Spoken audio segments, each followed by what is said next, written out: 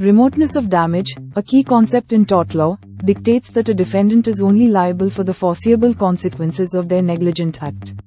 The landmark case of Wagon Mound established the principle of foreseeability, emphasizing that liability is limited to damages that a reasonable person would have anticipated.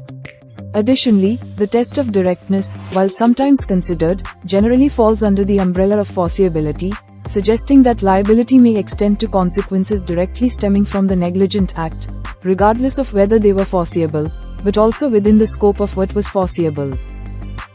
Here's a more detailed breakdown. 1. Foreseeability. 1. Definition. Foreseeability means that the damage suffered by the plaintiff was reasonably predictable or anticipated by a reasonable person in the defendant's position. 2. Wagon Mound, 1961.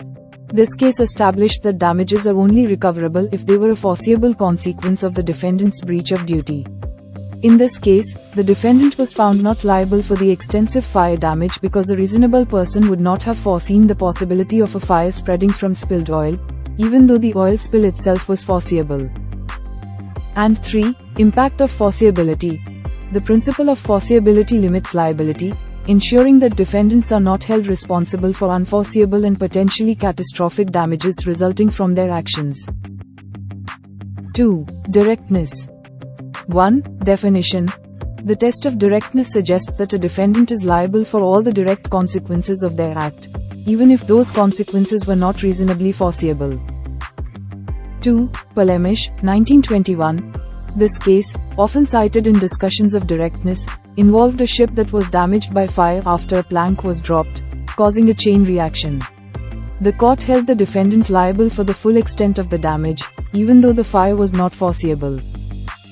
And 3. Relationship to foreseeability.